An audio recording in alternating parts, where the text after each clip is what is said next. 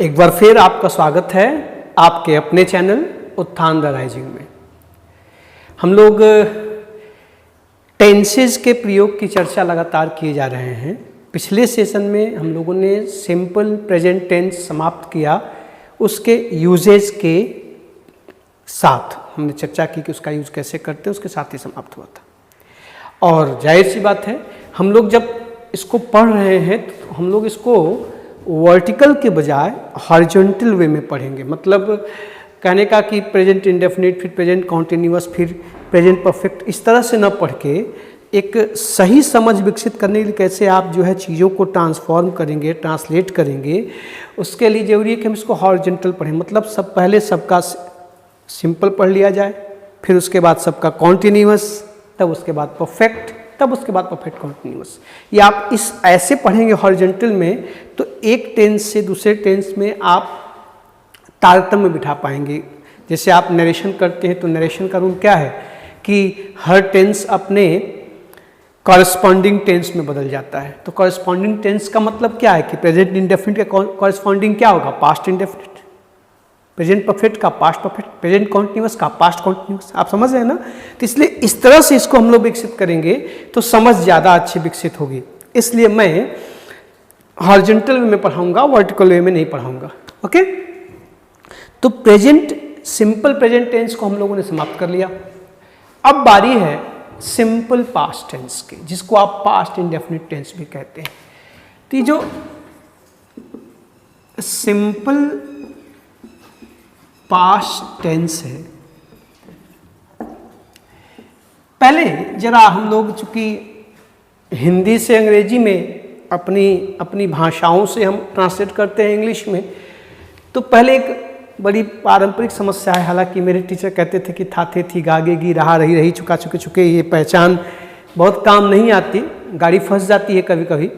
लेकिन फिर भी बहुत से ऐसे विद्यार्थी होंगे, ऐसे साथी होंगे जिनको हिंदी के वाक्यों को देख करके उनका टेंस पहचानने में परेशानी होती होगी और इसलिए आप अनुवाद गलत कर देते हैं। कभी कभी आप रूल्स जानते हैं लेकिन वाक्यों का टेंस नहीं पहचान पाते। तो सबसे पहले तो बचपन वाली बात कि हम इस टेंस की पहचान कैसे करें। तो भाई इसका तो एक ही उपाय है कि जो कार्य भूतकाल में हो चुका हो पास्ट टेंस है, लेकिन फिर भी एक छोटी सी पहचान हो सकती है कि जब भी आप सिंपल पास्ट टेंस को लिखते हैं, हिंदी में बोलते हैं या सुनते हैं, तो इन वाक्यों के अंत में या तो या ये या ई ये दिखाई दे तो ये सिंपल पास्ट टेंस है। या ये भी हो सकता है ता था, ते थी, ते थे, ती थी, ये भी आ सकता है। अब देखिए, जहां पर ये आपको दिखाई दे तो आप समझिए कि वो सिंपल पास्ट टेंस में है ना? अब ध्यान से, सिंपल पास्ट टेंस की बात आएगी तो सिंपल पास्ट टेंस में वाज वर का प्रयोग भी होता है ना? तो वाज वर वाले वाक्यों को हम लोग अलग से देखेंगे। जैसे हम लोगों ने सिंपल प्रेजेंट में देखा था इज एम आर वाले वाक्यों को, वैसे इनको बाद में देखेंगे। अभी हम लोग बेसिक की बात करते हैं। इंडेफिनिट के जो वाक्य होते हैं, तो अगर वाक्यों के अंत में, किसी भी हिंदी के वाक्य के अंत में या, ये, ता, था, ते, थे, ती, थी ये दिखाई देता है तो आप समझ जाइए कि वो सिंपल पास्ट टेंस है या पास्ट इंडेफिनिट टेंस। ठीक है? जैसे या तो आप कहेंगे कि मोहन कल आया, देखिए यहां पर सिंपल पास्ट टेंस है। या वह मेरी सहायता करता था, ये देखिए ये भी सिंपल पास्ट टेंस है। या प्रेजेंट पास्ट इंडेफिनिट आप इसको कर लो, क्या फर्क पड़ता है ना? तो ये देखिए, ये जो दोनों वाक्य हैं ये भूतकाल की क्रिया को सूचित कर रहे हैं। इनका अनुवाद करने के लिए हम इंग्लिश में सिंपल पास्ट टेंस या पास्ट इंडेफिनिट टेंस का प्रयोग करते हैं। इतनी बात समझ में आ गई? अब सवाल है कि कैसे। तो कैसे जानने से पहले एक चीज आपको समझना है कि हम क्या करेंगे, आखिर प्रेजेंट सिंपल या सिंपल प्रेजेंट टेंस या प्रेजेंट इंडेफिनिट टेंस से क्या अलग करेंगे तो पास्ट इंडेफिनिट या सिंपल पास्ट टेंस का निर्माण होगा या वाक्यों का अनुवाद होगा। तो आइए जरा, सबसे पहले आपको समझना है कि हम जब सिंपल पास्ट टेंस के वाक्यों को बनाते हैं तो हमें वर्ब की सेकंड फॉर्म की आवश्यकता पड़ती है। अब आपसे ये चर्चा पहले हो चुकी है, आप जाकर के प्लेलिस्ट में कुछ वीडियोस पढ़े हैं, कुछ सेशंस पढ़े हैं, देखिए, या हाई स्कूल इंटर की किताब उठा करके आप वर्ब्स के वर्ब फॉर्म पर एक सेशन पढ़ा हुआ है, आप उसको देखें और पहला काम करके आप वर्ब के फॉर्म याद कर लें। अब आपको पता है कि बेसिकली जो वर्ब्स होती हैं वो इन्फिनेटिव फॉर्म में होती हैं। इन्फिनेटिव फॉर्म का मतलब कि टू प्लस वर्ब ये फॉर्म में होती हैं, जैसे टू प्ले या टू स्टडी या टू सी, है ना। आप देखें जरा, अब ये आपके सामने क्रियाएं हैं, ये इन्फिनेटिव के रूप में है। तो जब हम किसी सिंपल पास्ट टेंस में वाक्य को बनाते हैं तो पहला काम करते हैं कि इस इन्फिनेटिव को पास्ट में बदलते हैं, अर्थात इसको सेकंड फॉर्म में लेके जाते हैं। और इसको सेकंड फॉर्म में लेके जाने के लिए हमें क्या करना पड़ता है, तो इसमें या तो ईडी जोड़ना पड़ता है। क्या जोड़ना पड़ता है? ईडी।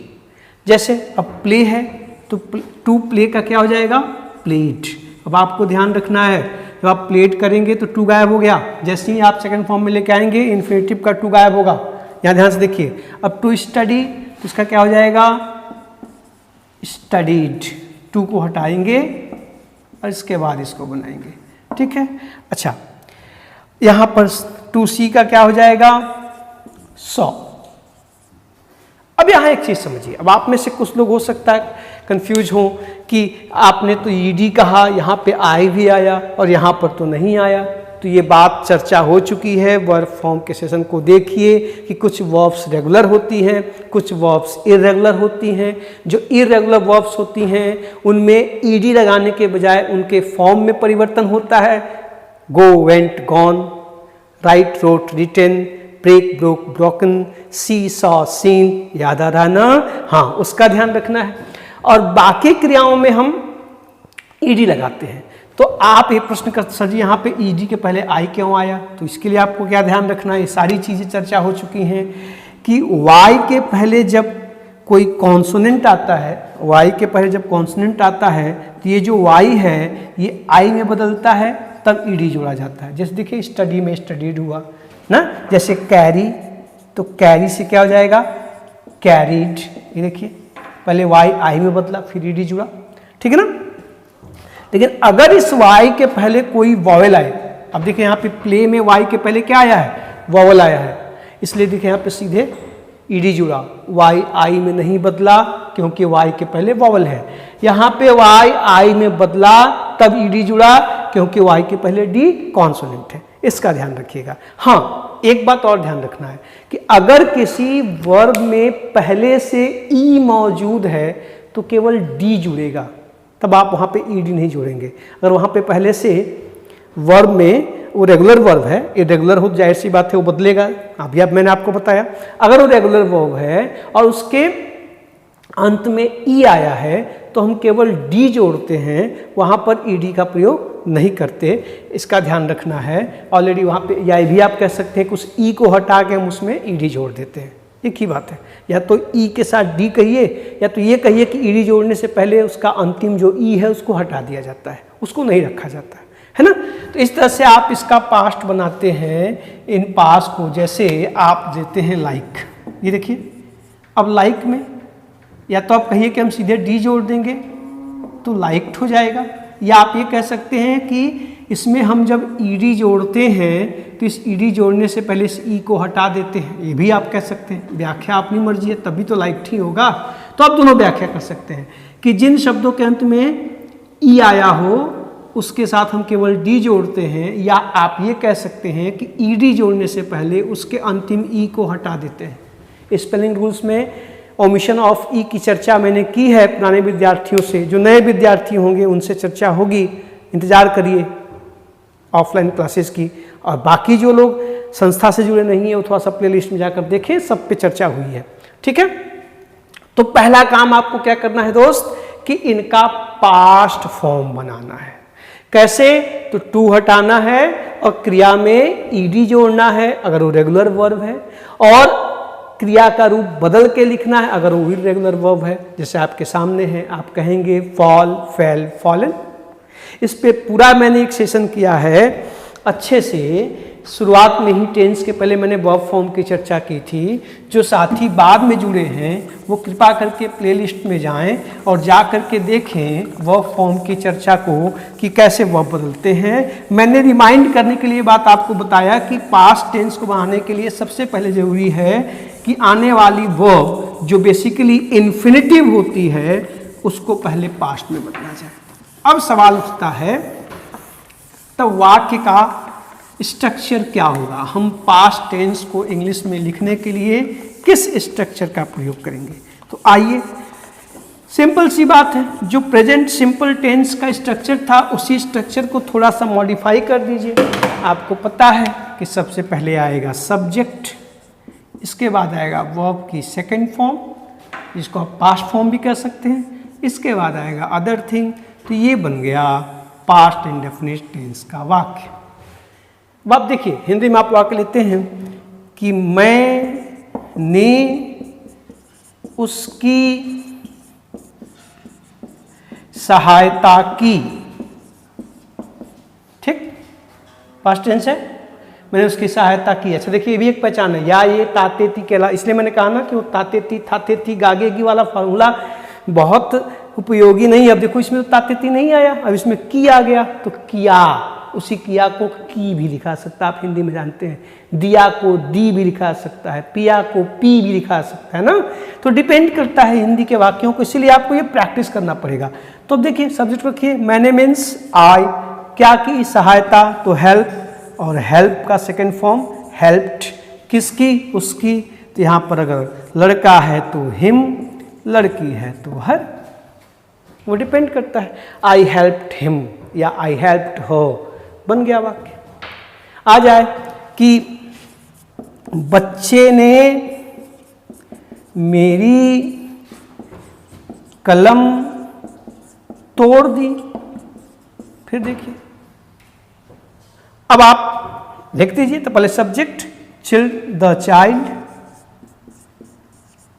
ठीक है, बच्चे ने क्या तोड़ी? कलम, तोड़ दी, वर्ब को लेके आइए, तो ब्रेक का सेकेंड फॉर्म ब्रोक, क्या? मेरी कलम, माई पेन। ये देखिए बन गया वाक्य, the child broke my pen, बच्चे ने मेरी कलम तोड़ दी। आई हेल्प्ड हिम, मैंने उसकी सहायता की। ये आपके सामने जो दिख रहा है ये सिंपल पास्ट टेंस का स्ट्रक्चर है। आप इस तरह से इसी फॉर्मेट में, अब चाहे जितना बड़ा सेंटेंस आ जाए, इसी फॉर्मेट में आप सब्जेक्ट को, वर्ब को, ऑब्जेक्ट को रखते जाइए। हाँ, आपको वर्ब के फॉर्म जो याद होने चाहिए। अब सवाल है कि इन वाक्यों का नेगेटिव और इंट्रोगेटिव आप कैसे बनाएंगे? तो आइए जरा इसको भी देख लीजिए। अब आप जब इसको स्ट्रक्चर में रखते हैं तो आपने बहुत अच्छे से चर्चा की कि सिंपल प्रेजेंट टेंस में वाक्यों को नेगेटिव और इंटरोगेटिव बनाने के लिए हम जिस ऑक्सिलरी वर्ब का प्रयोग करते हैं वो है डू या डज, ठीक। अब आपको जानना है कि डू और डज दोनों का सेकेंड फॉर्म या पास्ट फॉर्म, जो भी आप कहना चाहें, सेकेंड फॉर्म या पास्ट फॉर्म होता है डिड। तो जाहिर सी बात है कि सिंपल पास्ट टेंस के वाक्यों को हम नेगेटिव या इंट्रोगेटिव में बदलने के लिए डिड का प्रयोग करेंगे, है ना, डिड का प्रयोग करेंगे। अब जब आप इस स्ट्रक्चर को रखते हैं, आप सब्जेक्ट को लेके आते हैं, इसके बाद वर्ब के सेकंड फॉर्म को, फिर अदर थिंग को आप जब लेके आते हैं, जब आप इसका नेगेटिव बनाएंगे, आप इसका नेगेटिव बनाएंगे तो जाहिर सी बात है यहाँ पे ऑक्सिलरी वर्ब चाहिए, तो वो ऑक्सिलरी वर्ब होगी क्या? डिड, ठीक। अब इस डिड कि आते ही आपको ध्यान रखना है कि ये जो मूल वर्ब है ये अपने बेस फॉर्म में आ जाएगी। डू डज डिड के बाद हमेशा वर्ब की बेस फॉर्म आती है। तो डिड, इसके बाद नेगेटिव बात लेके आएंगे आप नॉट, इसके बाद तब आएगी वर्ब, इसके बाद अदर थिंग। ये आपका नेगेटिव का फॉर्मूला होगा। और अगर आप जैसे मैंने उसकी सहायता नहीं की, उसी सेंटेंस को मैं दोबारा लेता हूं, नहीं की। अब देखिए अब क्या हो जाएगा, आई डिड नॉट, यहां पे ध्यान दीजिए हेल्प, अब डिड आते ही हेल्प नहीं, हेल्प्ड हिम। ये देखिए है ना, देखिए बच्चे ने मेरी कलम नहीं तोड़ी, अभी वाक्य था तो आप कहेंगे the child did not break. देखिए ब्रोक का ब्रेक आ गया, माई पेन। संभाल के, यहां पर जैसे ही आप चीजों को करेंगे तो ये बदलेगा। अच्छा, अगर आप इनका इंटरोगेटिव बनाना चाहते हैं तो आप सब अब पढ़ चुके हैं, देख चुके हैं कि इंटरोगेटिव में ऑक्सिलरी वर्ब सब्जेक्ट से पहले आ जाती है।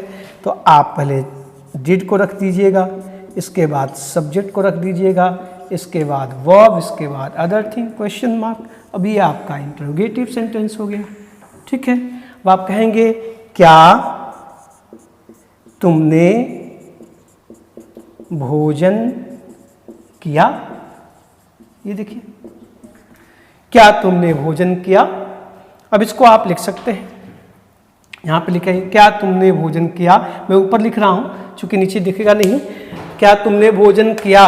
तो अब इसको आप लेकर के यहां अनुवाद करेंगे तो सबसे पहले अब यहां क्या की इंग्लिश क्या होगी, डिड पास्ट में, तो डिड, इसके बाद यू। अब देखिए वर्ब की टेक फूड या ईट फूड। आजकल मॉडर्न इंग्लिश में खाने पीने के लिए ईट ड्रिंक का प्रयोग न के बराबर होता है, ये मैं कई बार चर्चा कर चुका हूं, है ना। तो वहां पर आप टेक का प्रयोग, डिड यू टेक फूड। ये देखिए हो गया। आप कहेंगे कि क्या रमेश ने तुम्हें पढ़ाया। ये देखिए आप इसका अनुवाद करें तो आप लिख सकते हैं, पहले लिख के आई डिड, कि डिड रमेश, उसके बाद टीच यू। इस तरह से आप इनका नेगेटिव और इंट्रोगेटिव बना सकते हैं सिंपल पास्ट टेंस का। देखिए ध्यान से कैसे, पहले बेसिक स्ट्रक्चर की बात कर लीजिए, इस टेंस को हम लिखते कैसे हैं, तभी तो प्रयोग की बात होगी ना। तो ये देखिए यहां पर आप इनको इस प्रकार लिख सकते हैं। हाँ, अगर आप इनका डबल इंट्रोगेटिव बनाना चाहते हैं तो वहां पर फिर वही बातें लागू होंगी जो सिंपल प्रेजेंट टेंस के लिए किया गया था। याद करिए कि WH वर्ड को लेके आते हैं, फिर डिड को लेके आते हैं, फिर डिड के बाद बाकी चीज़ों को लेके आएंगे। लेकिन आपको एक बात ध्यान रखनी है, मैंने सिंपल प्रेजेंट टेंस की चर्चा करते समय बड़ी विस्तार से चर्चा की थी कि WH वर्ड्स में हु का प्रयोग, व्हाट का प्रयोग, विच का प्रयोग हम जब सब्जेक्ट के रूप में करते हैं तो इंडेफिनिट टेंसेज में डू डज का प्रयोग नहीं होता है। मुझे ये भरोसा है कि आप ये बात याद रखे होंगे। अगर भूल गए हों तो जा कर के उन सेशंस को फिर से देखिए प्लेलिस्ट में। अगर आ जाए कि मेरी कलम किसने तोड़ी, ये देखिए अब यहाँ पर साहब किसने सब्जेक्ट है, तोड़ने वाला, इसलिए आप क्या कहेंगे, हु ब्रोक माई पेन। ये देखिए अब यहाँ पर इस तरह से आप बनाए, हु ब्रोक माई पेन। लेकिन तुमने मेरी कलम क्यों तोड़ी, तुमने मेरी कलम क्यों तोड़ी। अब ये देखिए अब यहाँ पर सब्जेक्ट तुमने है तो आप क्या बनाओगे, why did you break my pen. ये देखिए इस तरह से आपको ध्यान रखना है कि सब कुछ वही है जो सिंपल प्रेजेंट टेंस के साथ था। अगर आप उन सेशंस को ठीक से देखे हैं तो मेरे ख्याल से आपको ब्रेड एंड बटर लग रहा होगा केक वॉक लग रहा होगा, बहुत आसान चीजें हैं, बस ये ध्यान रखना है कि वो सारी बातें जो सिंपल प्रेजेंट टेंस में आपने सीखी थी वो सब की सब यहां लागू होंगी। सिर्फ आपको करना क्या है कि जो वर्ब की फॉर्म है वो सेकंड फॉर्म में होगी, पास्ट में होगी, बाकी सारी प्रक्रियाएं वही होंगी। इसलिए आप अगर दुरुस्त करना चाहते हैं तो एक बार सिंपल प्रेजेंट टेंस के नियमों को देख लीजिए प्लेलिस्ट में जाके, उसके बाद इसको देखना शुरू करिए तो आप पाएंगे कि आपको कुछ भी अलग से नहीं करना है, सारी चीजें वही रहेंगी। बस जहां जहां आपने वर्ब का बेस फॉर्म या एस फॉर्म यूज किया था वहां वर्ब की सेकंड फॉर्म आएगी, और जहां पे आपने डू या डज का प्रयोग किया था वहां पे डिड आएगा। इतना ही ध्यान रखिएगा और बाकी चीजें अभ्यास करिए। ये बेसिक फॉर्म था इस टेंस का बेसिक रूल, जो अभी बिगिनर्स हैं जिन्होंने शुरुआत की है, जो इन चीज़ों को करने में परेशान होते थे, उनके लिए मैंने एक छोटा सा सेशन किया जहां मैंने इस टेंस का बेसिक बताया। असली लड़ाई किस बात में है, जहां से सवाल बनेंगे आपके एग्जाम में, वो है इस टेंस का प्रयोग। हर टेंस में आपको दो चीज़ों का ध्यान रखना है, एक तो उसका बेसिक स्ट्रक्चर और फिर उस टेंस का प्रयोग कब करें, when to use and how to use. ये दो बहुत इंपॉर्टेंट सेशन होते हैं, तब जाके टेंस के सवाल अच्छे से आप कर पाएंगे और अच्छी अंग्रेजी लिख और बोल पाएंगे। तो नेक्स्ट सेशन में हम देखेंगे इस टेंस का प्रयोग कब कब और कैसे कैसे किया जाता है। Okay, thank you.